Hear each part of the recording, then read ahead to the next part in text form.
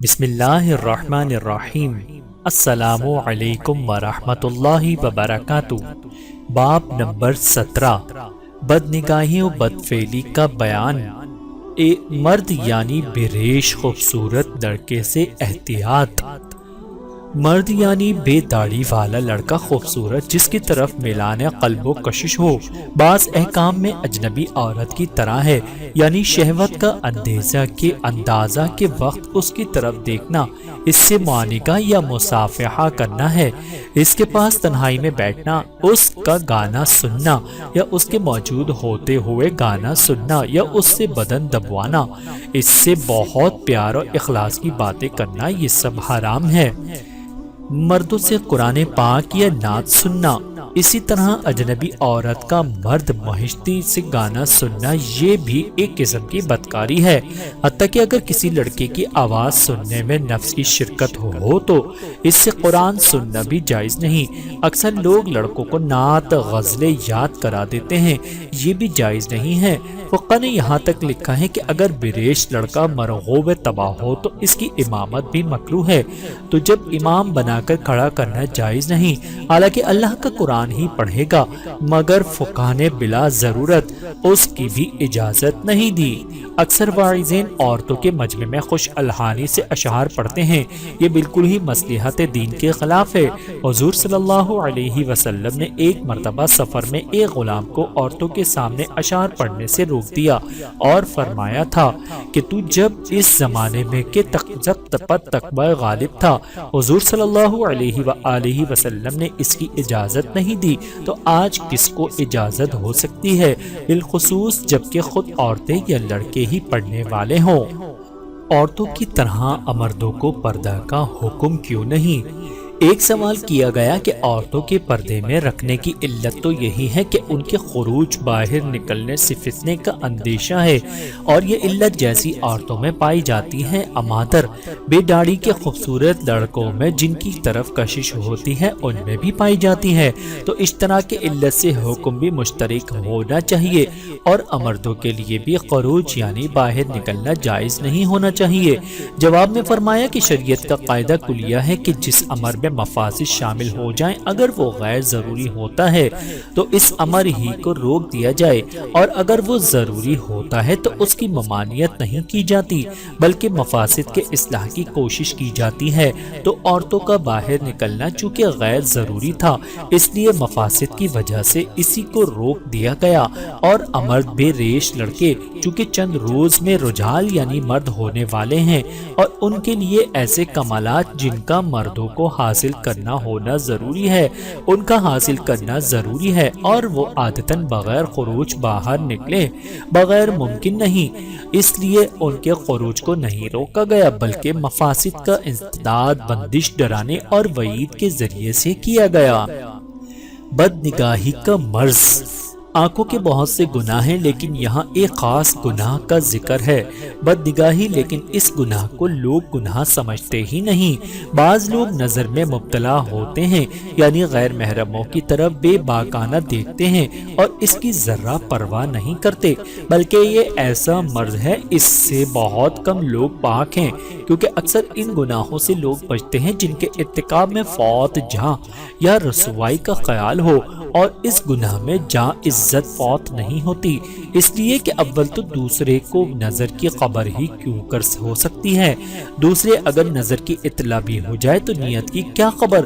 بعض لوگ اس سے بھی بچتے ہیں کیونکہ سمجھتے ہیں کہ ممکن ہے کہ اس کے وقوع اور علم سے کسی کو بدگمانی پیدا ہو جائے، اس لیے اس سے بھی بچتے ہیں، لیکن ان کے قلب میں یہ مرض شہوت کا ہوتا ہے، اور لطف یہ کہ باوجود اس قلبی مرض کے یہ شخص اپنے کو متقی سمجھتا ہے، حالانکہ خیالات اس کے نہایت گندے ہوتے ہیں، اور اکثر وہ حدیت نفس سے باتیں کر کے مزے لینے میں مبتلا ہوتا ہے۔ بعض اوقات عزم بھی ہو جاتا ہے، یعنی اگر اس کو موقع مل جائے تو یہ ہرگز نہ بچے، جب اس کی عادت ہو جاتی ہے تو اس کا چھوٹنا نہایت دشوار ہو جاتا ہے۔ بد نگاہی بھی بدکاری اور بدترین معصیت ہے۔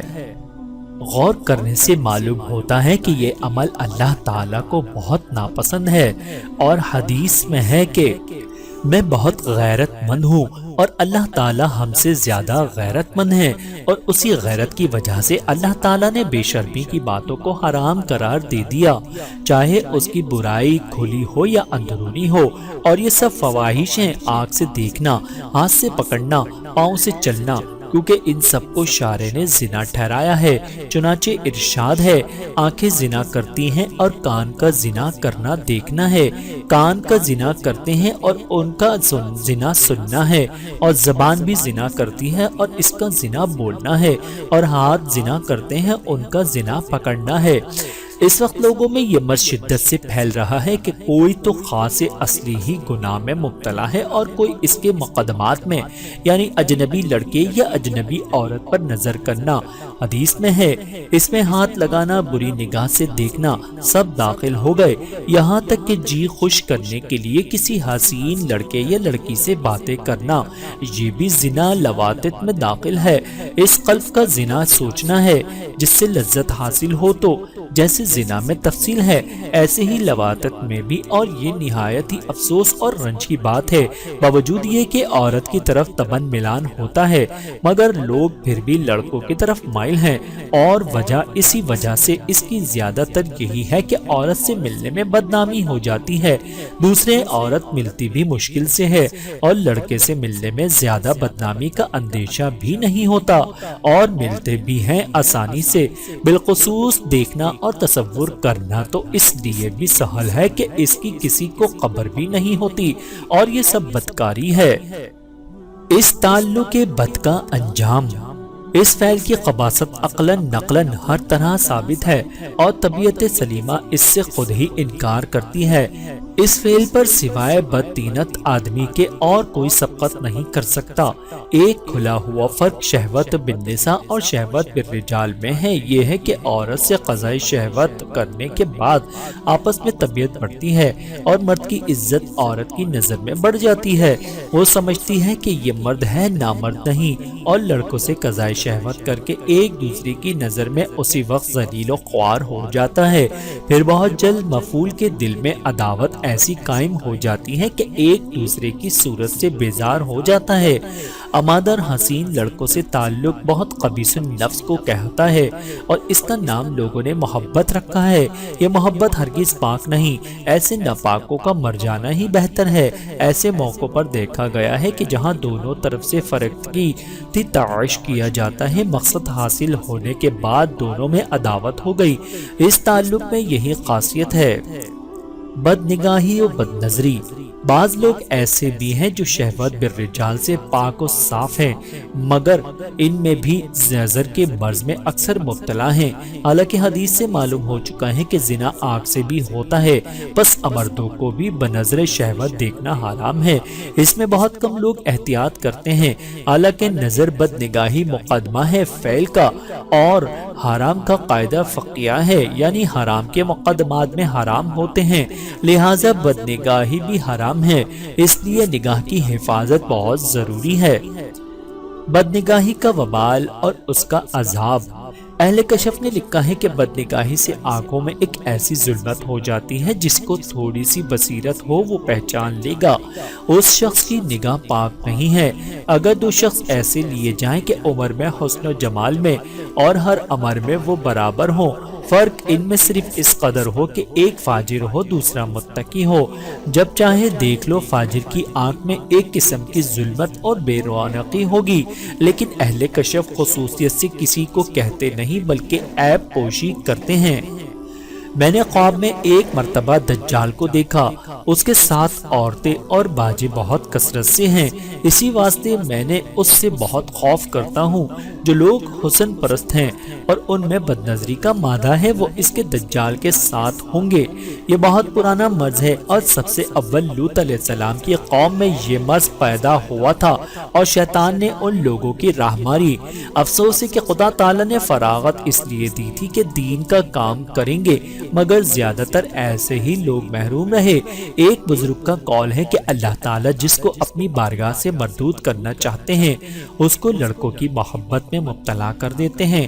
یہ نہایت مضرت کی چیز ہے۔ حضرت ابو القاسم قشیری رحمت اللہ فرماتے ہیں ابلیس یعنی نگاہ ابلیس کے تیروں میں سے ایک تیر ہے۔ بعض اکابر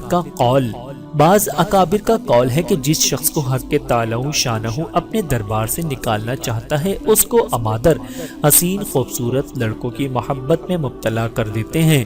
محبت گو فعل اختیاری نہیں مگر اس کے اسباب اختیاری ہیں، یعنی ان کو دیکھنا، ان سے اختلاط کرنا وغیرہ۔ بس مطلب یہ ہوا کہ جس کو حق تعالی اپنے دربار سے مطرود یعنی مردود و درآمدہ کرنا چاہیں، میں اسی کو نظر علی المار دو اختلاط بالامار یعنی لڑکوں سے بدنگاہی اور غلط ملت میں مبتلا کر دیتے ہیں، اور یہ افعال احتیاج یہ ہیں جس کا انجام ترد عن الحق اللہ کی طرف سے دھتکار ہے۔ نعوذ باللہ۔ عبرت ناک واقعہ۔ ابن القیم رحمت اللہ نے ایک حکایت لکھی ہے کہ ایک عاشق جو اپنے محبوب کے ملنے سے مایوس ہو کر مرنے لگا تھا، کسی نے محبوب سے جا کر کہا وہ مر رہا ہے، رحم کرو، اس وقت پہنچ جاؤ گے تو اس کی جان بچ جائے گی۔ کچھ اس کی سمجھ میں آ گئی اور اٹھ کر اس کی طرف چل دیا۔ کسی نے عاشق کو خبر دی کہ تیرا محبوب آ رہا ہے، یہ سن کر اس میں جان آ گئی اور اٹھ کر بیٹھ گیا، مگر آتے آتے محبوب کو کچھ غیرت آئی اور یہ کہہ کر لوٹ گیا کہ کون بدنام ہو۔ کسی نے یہ بھی جا کر اس عاشق سے کہا، یہ خبر سنتے ہی وہ عاشق گر گیا اور نزع میں مبتلا ہو گیا۔ اس سے کہا گیا کہ کلمہ پڑھ لے تو وہ بجائے کلمہ کفر کا کلمہ کہتا، یعنی اے میرے محبوب، خالق کے مقابلے میں تیری رضا کی مجھے زیادہ خواہش ہے، اور اسی حالت میں جان نکل گئی۔ دیکھیے کس قدر عبرت ناک واقعہ ہے کہ اس کی اگر اصل تلاش کریں گے تو کہیں پہنچ کر نگاہی پر ختم ہوگی، جان بھی گئی اور ایمان بھی گیا، اور یہ سب خرابی نگاہ کی ہوئی۔ اب دیکھ لیجئے کہ نگاہ کرنے میں زیادہ تکلیف ہوئی یا نگاہ روکنے میں؟ کہیں نہ سنا ہوگا کہ کوئی تکلیف سے مر گیا ہو۔ تکلیف اس میں ضرور ہے مگر وہ تکلیف آسان ہے۔ لوگ کہتے ہیں کہ نگاہ پر قابو ہے، نہیں، نظر بس سے رکا نہیں جاتا، یہ غلط ہے۔ نظر یقیناً فعل اختیاری ہے۔ دردناک واقعہ۔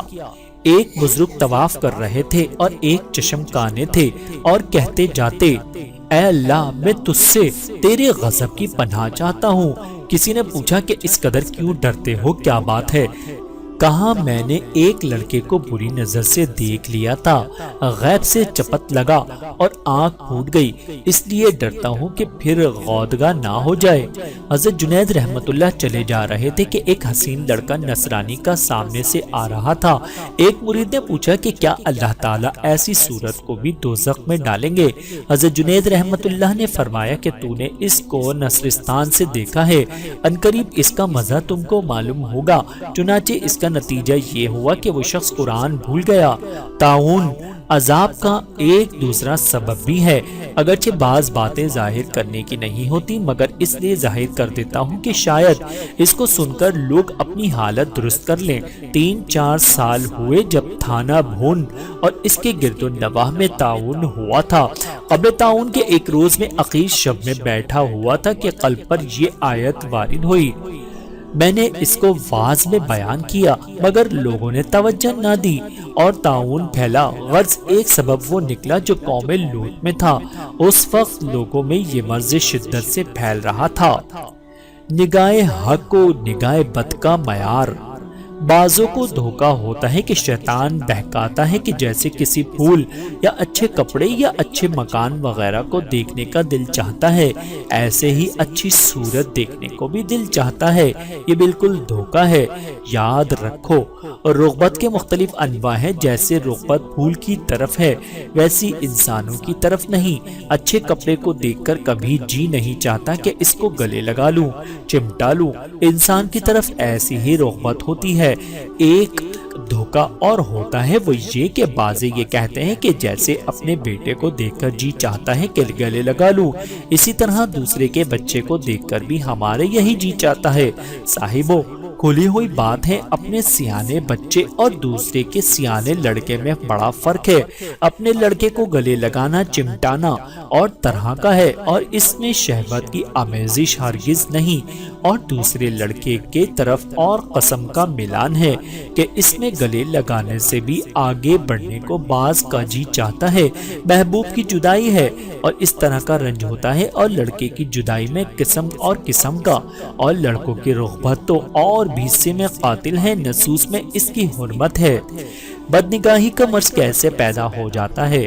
یہ مرض اول جوانی میں پیدا ہوتا ہے، بلکہ سب گناہوں کی یہی شان ہے کہ اول جوانی میں تقاضے کی وجہ سے کیا جاتا ہے، پھر وہ مرض اور روگ لگ جاتا ہے، جیسے حقہ کو اول کسی مرض کی وجہ سے پینا شروع کیا تھا، مگر پھر یہ مرض لگ جاتا ہے اور شغل ہو جاتا ہے۔ لیکن جوان اور بوڑھے میں فرق یہ ہے کہ جوان آدمی تو معالجے کے لیے کسی سے کہہ بھی دیتا ہے، اور بوڑھا آدمی شرم کی وجہ سے کسی سے کہتا بھی نہیں، اس کے مخفی رہنے کی وجہ سے اس میں کثرت ابتلا ہے۔ بدنگاہی سے بچنے کی تدبیر۔ شیطان اول تو اچھی نیت سے دکھلاتا ہے، چند روز کے بعد جب محبت جاگزری ہوتی ہے تو پھر نگاہ کو ناپاک کر دیتا ہے۔ تو ضروری عمل یہ ہے کہ علاقہ تعلق ہی نہ کرو، اور علاقہ ہوتا ہے نظر سے، لہٰذا نظر ہی نہ کرو۔ غالباً حدیث میں یہ ہے کہ کسی بزرگ کا قول ہے کہ نظر کرنا ابلیس کے ہتھیاروں میں سے ایک ہتھیار ہے۔ یہ نظر ایسی چیز ہے کہ اس کا اثر پیدا ہونے کے بعد بھی مدت تک یہ بھی نہیں معلوم ہوتا کہ ہم کو تعلق ہو گیا، بلکہ کبھی محبوب جدا ہوتا ہے۔ اس وقت قلب میں ایک سوزش ہی پیدا ہوتی ہے، اس وقت معلوم ہوتا ہے کہ تعلق ہو گیا، اور جس قدر یہ سوزش پڑتی ہے خدا کی محبت کم ہوتی جاتی ہے، اور اس سے خدا تعالیٰ کو بہت غیرت آتی ہے۔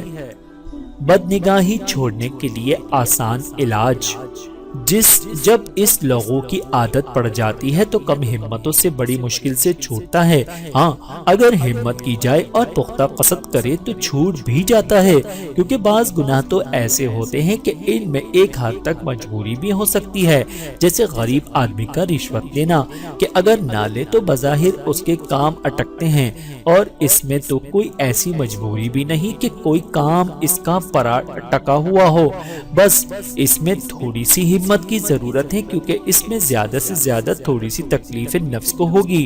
اس کا چھوڑ دینا ہمت والے کے لیے بہت آسان ہے۔ ہمت والوں نے خدا کی راہ میں جانے تک دے دی ہیں۔ بہت سے باہمتوں کے واقعے سنے ہیں کہ انہوں نے تمام عمر کی افیون کی عادت چھوڑ دی۔ بدنگاہی میں مبتلا شخص کا آسان علاج۔ فرمایا، اگر کسی حسین صورت کو دیکھ کر برا خیال دل میں آنے لگے تو فوراً اس مجمع میں جو سب سے زیادہ بدصورت شخص ہو اس کو بہت غور سے دیکھنے لگے، اور اگر اس جگہ کوئی بدشکل نہ ہو تو پیچھے دیکھیے ہوئے کسی بدشکل شخص کو ذہن میں لاوے، ورنہ مخیلہ سے خیال سے کوئی نہایت بھونڈی صورت تراش کرے اور اس کا مراقبہ کرنے لگے۔ آخر قوت خیال پھر اس وقت کام دے گی۔ کسی ایسے موٹے بھدے آدمی کا تصور کرے کہ جس کا پیٹ نکلا ہوا ہو، ہونٹ موٹے ہو، ناک پچکی ہوئی ہو، رینٹ یعنی ناک بہہ رہی ہو، مکھیاں بھٹک رہی ہوں، غرض کی جہاں تک متقلہ کا کام کر سکے نہایت بدشکل کی تصویر اختراع کر کے تصور میں لائے۔ ایسا کرنے سے انشاءاللہ فوراً وہ بدخیال جاتا رہے گا۔ ایک صاحب کو بدنگاہی کے علاج کے لیے تحریر فرمایا کہ یہ تصور کیا کرو کہ اس حسین کا مر کر کیا حال ہوگا، بدن گل سڑ جائے گا، پیٹ پھٹ جائے گا، کیڑے کھا جائیں گے، غرض عجب ہیت ہو جائے گی۔ اس وقت اگر کوئی اس کا عاشق سے کہے کہ اس کو گود میں لے کر پیار کرو تو وہاں سے ہزار نفرتیں کر کے لاحول پڑھ کے بھاگ جائے گا۔ اللہ تعالیٰ سے دعا ہے کہ اللہ تعالیٰ ہم سب کو سمجھنے کی اور عمل کرنے کی توفیق عطا فرمائے۔ آمین ثم آمین۔